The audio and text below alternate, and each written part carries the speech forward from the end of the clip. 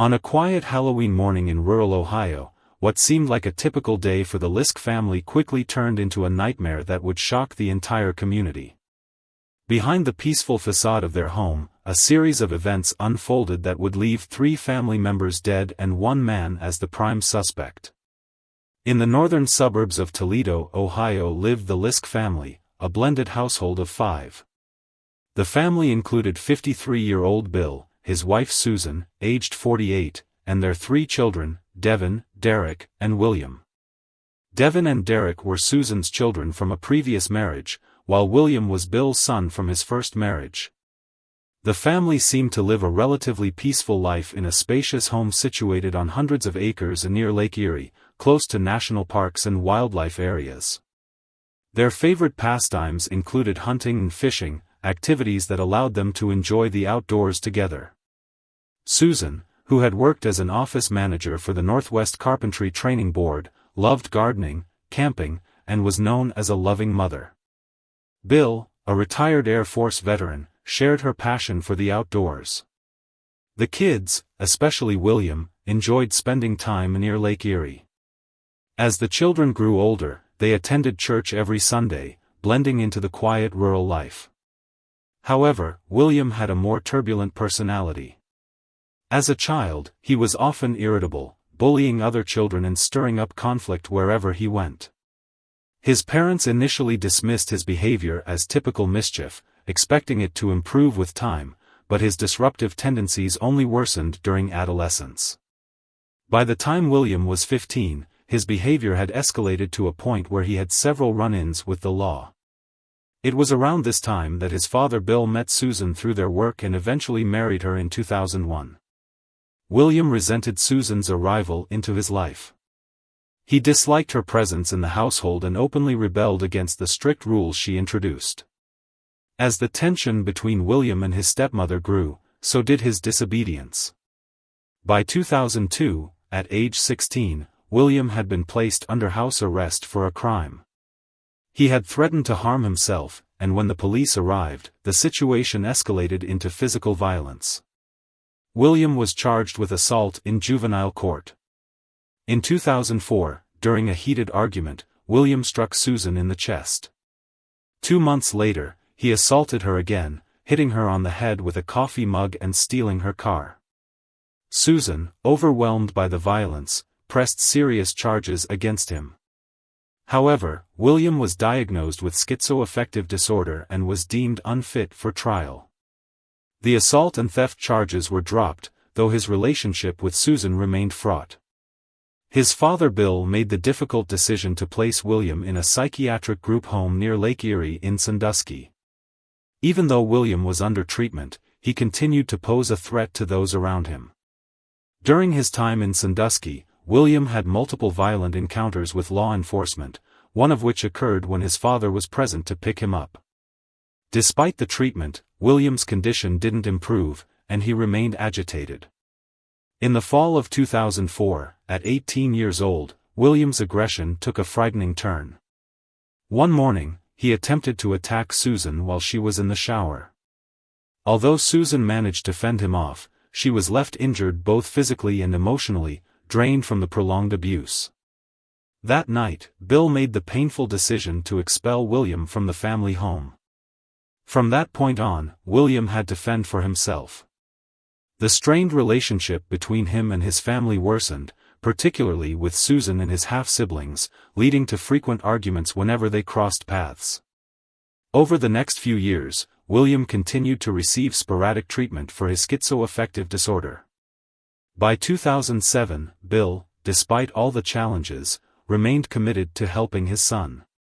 He sought legal guardianship over William in an attempt to secure his release from the psychiatric hospital.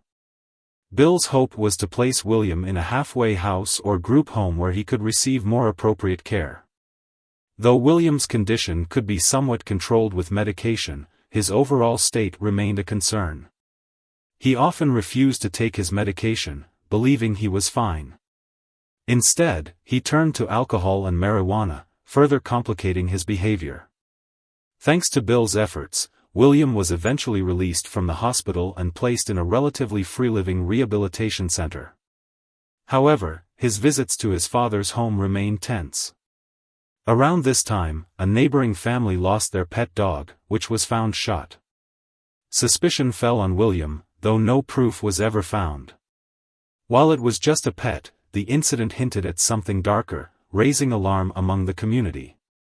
To minimize William's interactions with Susan and the neighbors, Bill often took him to the family's cabin in Carroll County on weekends, hoping that some time away might calm his son. The cabin was just a few hours' drive from northern Ohio. Bill often took William there to hunt and talk, hoping these trips would ease the tension between William and the rest of the family and improve his mental state. Unfortunately, this only provided temporary relief and did nothing to address the underlying issues. William's dislike for his stepmother remained unchanged, and his mental health continued to deteriorate. A family friend, Mark, recalled numerous conversations with Bill where he voiced concerns about the safety of the Liske family. When William started causing trouble and had physical altercations with Bill, Bill would frequently call Mark for help. Despite the physical harm he endured, Bill was determined not to give up on his only son, convinced that William wouldn't intentionally hurt his family. On the morning of October 31, 2010, Halloween, Devin, Bill's 16-year-old stepson, returned home around 9:30 a.m. after spending the previous night at his biological father's house. He was getting ready to change clothes before heading to church. As he came downstairs after changing, he encountered William, which struck Devin as odd, as William had already moved out and rarely stayed at the house.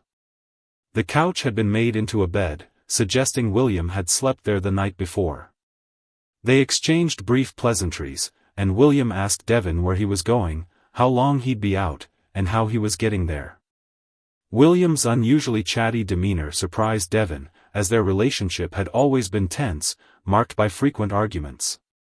Devin shrugged off William's sudden friendliness, answered quickly, and left for church.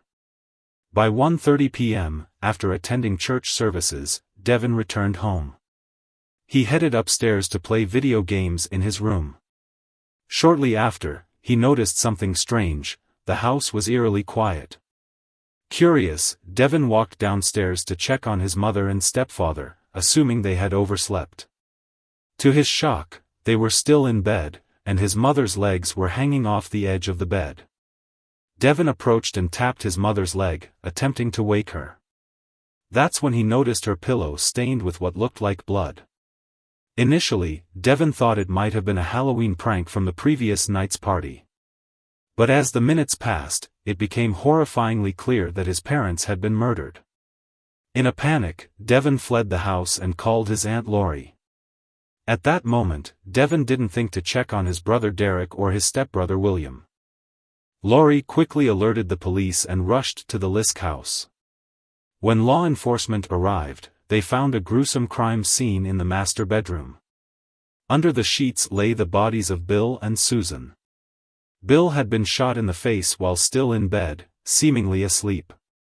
Susan had been shot 3 times in the head, and her body appeared to have been moved after her death. Forensic evidence later revealed that Susan had also been bludgeoned after she was already dead.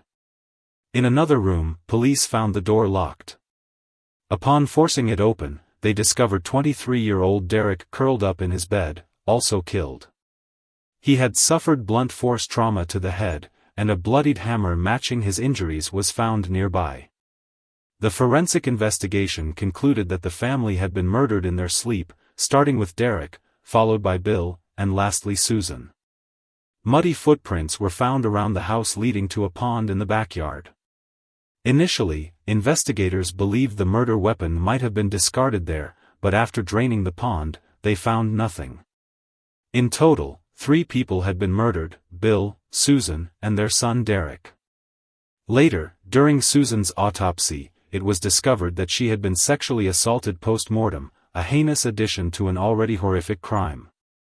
Aunt Lori immediately told the police that she suspected William, Bill's son, as the killer. William had a history of mental illness and deeply resented Susan. He had previously threatened and assaulted her. Adding to the suspicion, William had been staying at the house the night before the murders, and the family's white truck was missing, pointing further in his direction. Neighbors interviewed by the police mentioned hearing some noises, possibly gunshots, around 6:30 a.m. on Halloween morning, but living in a rural area, they didn't think much of it at the time. They also recalled seeing Bill and William returning from a hunting trip the day before and attending a Halloween party with the family that night. Everyone at the party seemed happy, but neighbors noticed that Derek wasn't present, which wasn't unusual given that Derek and William didn't get along. William rarely stayed overnight at the Liske home, but because Bill and Susan had been drinking at the party, they allowed William to sleep over after the festivities ended. This exception would later prove to be fatal for the Liske family. Reports suggest that when Devin returned home that morning before heading to church, his family may have already been killed by William. The fact that William spoke to Devin upon his return implies that William chose to let Devin leave the house without harming him. However, William did ask how long Devin would be gone, indicating that he might have murdered the rest of the family after Devin had left for church.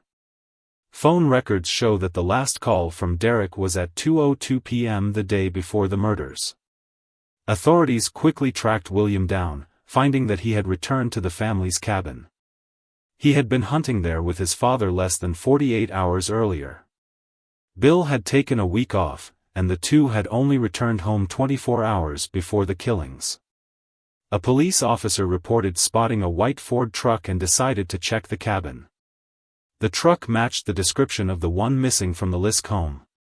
As police kept watch over the property, they observed William step out onto the porch, leaning against a post and smoking a cigarette. William was promptly arrested. Surveillance footage from a nearby restaurant showed William purchasing a sandwich. Forensic experts searched the cabin, gathering the truck and William's clothing as evidence during his initial arrest. At first, William was only charged with a single count of murder, which allowed the police to hold him until further charges could be brought before a jury. The jury would decide if additional charges would be filed. When William was transferred from the detention area to the intake unit, he was instructed to wear a suicide prevention suit, which he refused. An officer was tasked with overseeing William and insisted he wear the suit, leading to a physical confrontation where William scratched the officer's face. Another officer intervened, threatening William with a stun gun before he finally complied and put on the suit.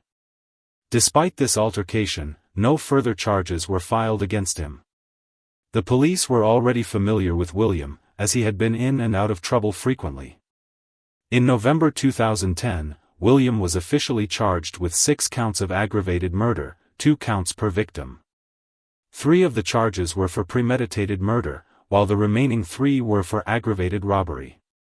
William pleaded not guilty to all charges, with his defense lawyer entering an insanity plea on his behalf. He was held in jail with bail set at $3 million. Sometime later, William appeared in court facing 6 counts of aggravated murder. He underwent a 30-day evaluation to determine if he was competent to stand trial. The 24-year-old was accused of murdering his father Bill, his stepmother Susan, and her son Derek. If convicted, William would face the death penalty. Despite his history of mental illness and after being evaluated twice for competency, William was ultimately found fit to stand trial. Knowing he could face the death penalty, William altered his defense strategy. On August 12, 2011, in a pre-trial hearing, he pleaded guilty to 3 counts of aggravated murder in exchange for the prosecution waiving the death penalty. William was sentenced to life in prison without the possibility of parole. Before his sentencing, William expressed remorse for killing his family, attributing his actions to Satan and his mental illness. William had struggled with long-term mental health issues, frequently stopping his medication, which only worsened his condition. Despite efforts from those around him, especially his father Bill, who never gave up on his son and tried to find treatment for him, the family conflicts continued. Tragically, Bill's love and efforts were in vain, and his life ended at the hands of his own son. Thanks for tuning in to Unreal True Crime. If you're intrigued by mysteries from around the world, check out our new channel, Latin Crimes, where we dive into the gripping true crime stories of Latin America. Don't miss out, subscribe now for more thrilling investigations.